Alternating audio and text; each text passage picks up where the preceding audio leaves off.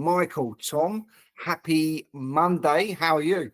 Mate, I'm loving it. I'm a massive fan of yours, so getting to be on your podcast and chat with your audience is a joy.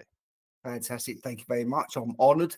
What a way to start the week with conversations that matter. Okay, so we've spoken 2 or 3 times recently. Obviously, we've hit it off and found some synergies. I think it's rude not to let other people bounce off of that as well. But as always, anybody listening to this knows exactly who I am. We want to know who Michael is today. So give us a little bit of insight as to who you are. I'd love to, Tom. Basically, I am a dad and I'm a husband and I'm a bloke who loves playing soccer and computer games. And whenever someone asks me, like those questions around who are you, everyone's always looking for the work life. But I mean, why would I be always talking about the 40 hours a week I do? Obviously, I'm a consultant in the NDIS in marketing. Okay, I help business owners to not go broke, long story short. But who am I is, to be honest, primarily I'm a dad and I'm my husband, Tom. Okay, love it. And that is actually sort of in retrospect how a lot of people go when I ask them that question. They either come out with the quick auto response, I'm a project manager on this, that, and the other, or they're like, hold on a minute, this could go a few different ways. Now, I'm no body language expert, but taking the glasses off, was that you sort of having I'm a dad moment rather than working? The glasses I can see that the light's reflecting in them. So I took them off so that I don't have that light hurting my eyes and making me look like a goose. But no, maybe this is my Clark Kent and Superman thing. Who would know? I love your work. How old are your kids? My kids are 14 and 12. And like you and probably half the people listening to this, I've done jobs and roles that have ranged from, entry-level stuff to really high stuff. And so for me to be able to say, hand on heart, I love hanging out with my kids. I enjoy my family. My wife feels like she sees me a lot. For me, that's where I get a lot of, when you said, who are you? That's where I get a lot of my identity, is that I know I'm serving my family well. Like on the weekend, I went camping with my son. It was an absolute nightmare. It poured rain. We got lost. It took us 8 hours to drive a 2-hour trip because we got lost in the rain with flooded creeks. It was a disaster. I got home at 2 a.m. last night. But you know what? At the core of it, I don't actually care about my work stuff so much. I care that my family are doing well, and I care that I get to meet people like you, and I have friends who just enjoy the real me. You know what I mean? I just feel like there's so much in life that we're missing when all we do is get so focused on our work, and I guess that's my theme lately. Okay, all right, I like that because obviously there are roles that we play. So in that case, we were asking a 12 and 14-year-old, you'd be the Superman, and the rest of us in the marketing or NDIS, you'd be Clark Kent. You're so funny. Yeah, I'll pop the glasses back on for that. It's funny. I don't know many people who are work heroes in their own home. Then it just doesn't exist. But in your own home, you are a hero to your kids. And I mean, for my wife and I look at, I used to work 55, 60 hours a week every week. And I look at that you can do that for a season, but after a couple of years of that, the wheels start to fall off in your marriage. The wheels start to fall off in terms of your kids feeling connected to you. Yes, you're there with them, but in your head, you're still trying to troubleshoot work crap that's going on in the back of your head, And I'm just understanding lately that, look, there's a season where you can play in overdrive, but in the long term, you have to be able to remember what you're about and why you're here. So lately, Tom, I've been saying, like I said yes to your podcast, and I'm delighted to be here, but I've said about 3 no's for every yes I've said in the last month. And, it's this time of the year where you really have a look at what do you want from the year. And I've just decided what I want from this year is I want to hang out with high quality people. I want to do a few high impact projects. And I want to help people who are, say, in the marketing space, who need a hand, business owners who are stuck and who are stressed out, so they don't have to go through the pain that I have been through or my kids and wife have gone through when I've been doing those really hard seasons. But I'm just excited, Tom, as you are. I'm as excited as you are. Okay, I find it interesting because it's very hard to disagree with you. So there's a lot of people listening to this and think, actually, kudos to yourself, finding time for your family and that. In many cases, that's a luxury. Okay, sometimes the hours that are put in are out of necessity, and we have to respect that as well. But then there's also the flip side to it. So it goes with your work, what you do determines where your joy is. So and quite rightly so, your joy and identity is being there for your family overall. Um, but also sometimes you can really love your work that much, okay, that it doesn't feel like work as well. And it's not to say it's a substitute for your family.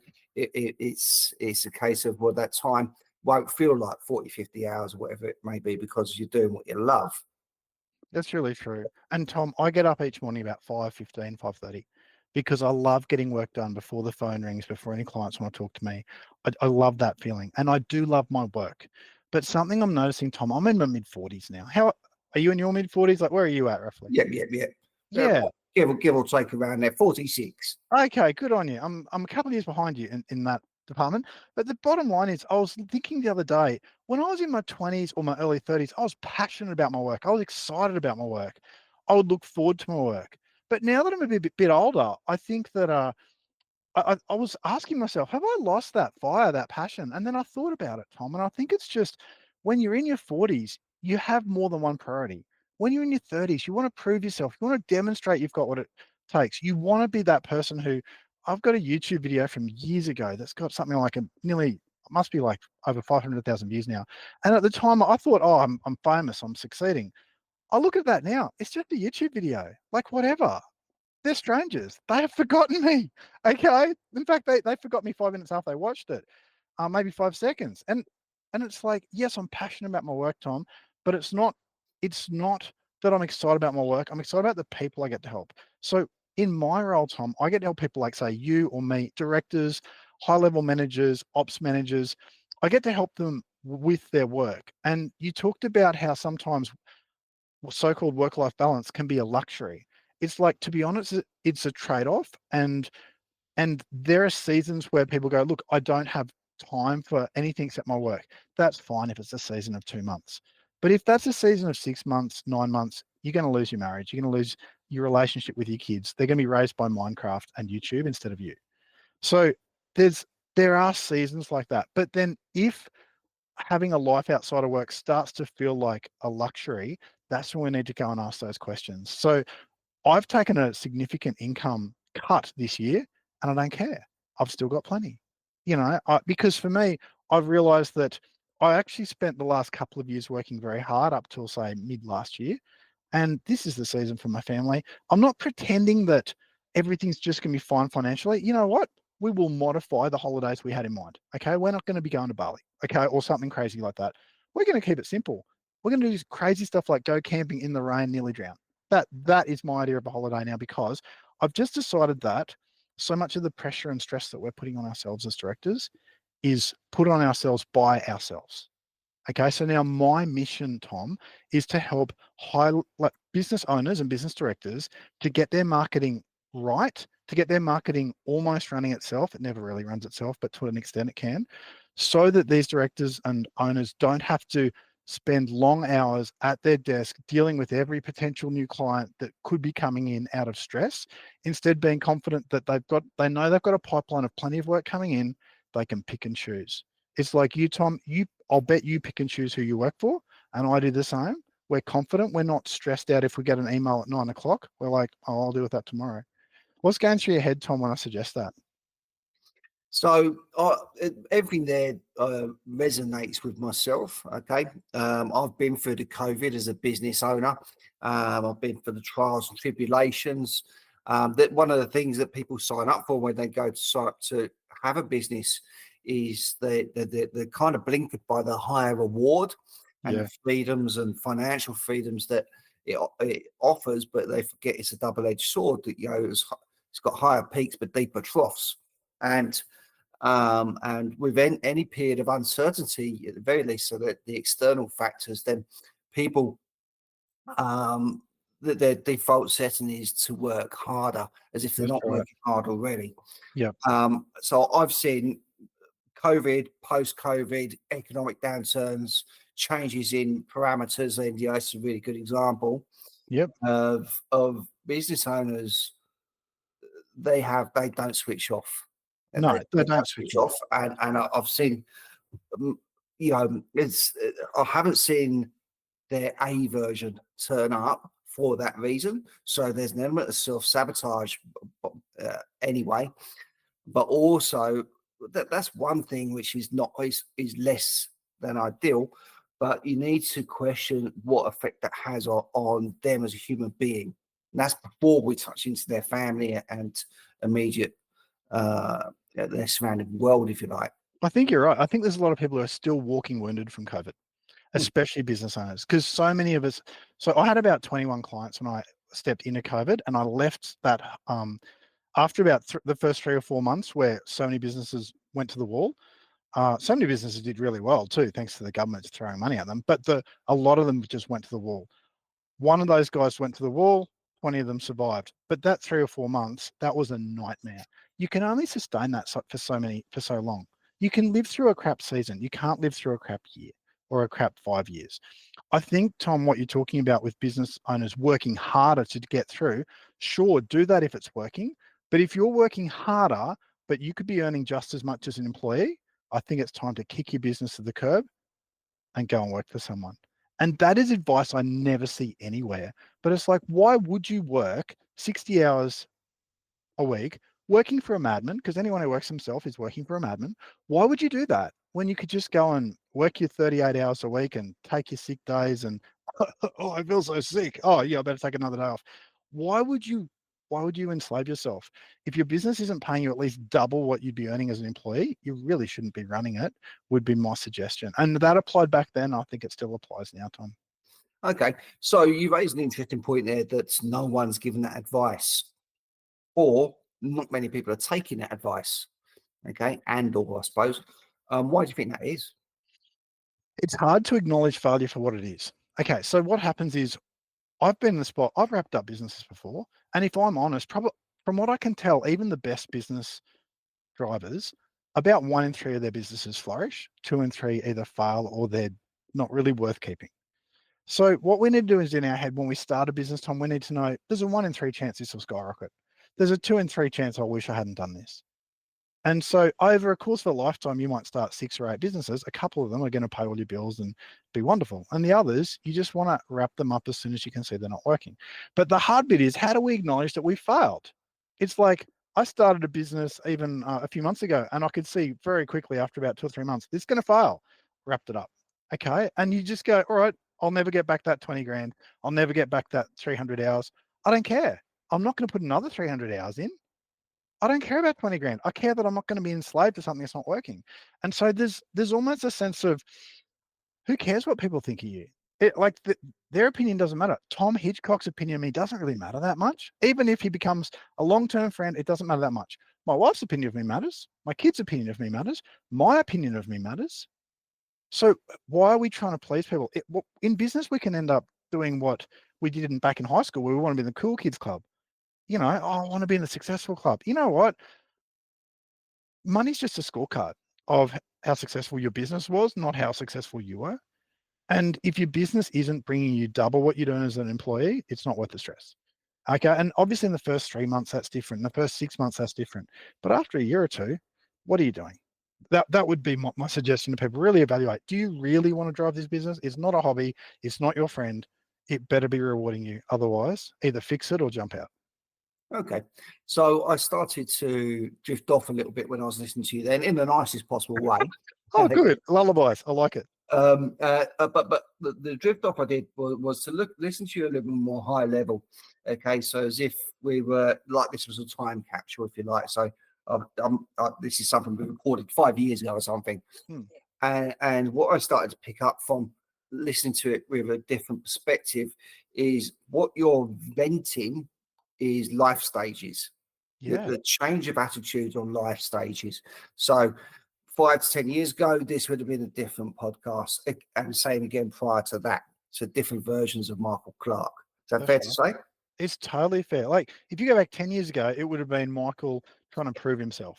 Hey, I've got what it takes. Become my client.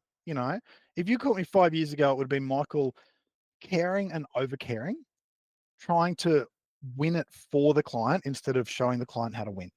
Okay. Because I lacked maturity at that point to realize if Tom Hitchcock needs a hand with one of his businesses, my job is to give input, but the outcome is on him, not me. I will help him. I will let him know of any red flags that I can see coming over the horizon. And if he chooses to do crazy things, let him. Like there's a maturity there. And then in our early stages in business, we really are, I think, trying to please our parents. Hey, mom, hey, dad, I was right to jump out of uni early, or I was right to jump at, but then as you get a bit older, it just becomes, your business becomes something that has to serve you. And people go, oh, my business is to serve the world. Well, of course it's to serve the world. But if your business isn't making you serious money, then you won't scale it and you're not serving the world. Okay. So I guess there are stages, and people talk about burnout, mental health. How can we have a situation where more than half the business owners I know are pretty much burned out? I work with successful people, Tom. I work with people like you. How can more than half of them be burned out? I think it's because they've put their identity in their work. I think it's because they haven't calculated the cost of, sure, I can earn, like saying to themselves, I can earn another 50 or 100 grand this year if I put in another 10 hours a week. Do you need that 50 or 100 grand? But most of the people I work, they actually don't. They'd be better off just employing someone to do a lot of the grunt work. And so I see a lot of pain. But as you get older, you get a more mature perspective on stuff because your pain teaches you. If you don't learn from the textbook, you learn from the pain. Yeah, and that's very cool. So with that in mind, what would you predict is in 10 years' time be your worldview of Mm. Michael then? I think 10 years time, the world, I think even in 4 or 5 years, the world will be so radically different from how it is now, we won't even recognize it. Okay, so we'll go out on a limb. You can see what your viewers are saying in 4 or 5 years' time. I think AI will transform business. AI will eliminate half the jobs, and the jobs it creates will be done by AI, which means you'll end up with elite people, absolute leaders in their field, and you'll end up with a lot of people who are just given life a crack but don't have the tools anymore. So I think when it comes to business, if we can't win our business at this stage of the game, when we're not competing with computers who are smarter than us, what chance have we got in 4 or 5 years? And that's not doom and gloom. This is the most exciting time in history to be alive. It's great. Most exciting time ever to be a business owner, but we better be good at our craft, and we better be good at, particularly at our marketing and at keeping our customers happy. And if we do that, we'll have an audience, or we'll have happy customers when AI comes in and annihilates half the jobs. Okay, so putting it back then, so um, to your previous point, you and I have been talking about the importance of business coaching, okay, and going back to the burnout conversations with quite commonalities with directors and owners of businesses these days. It's a very, very lonely place for them. This is the thing which people don't realise, because the right people to speak to are not their friends and family.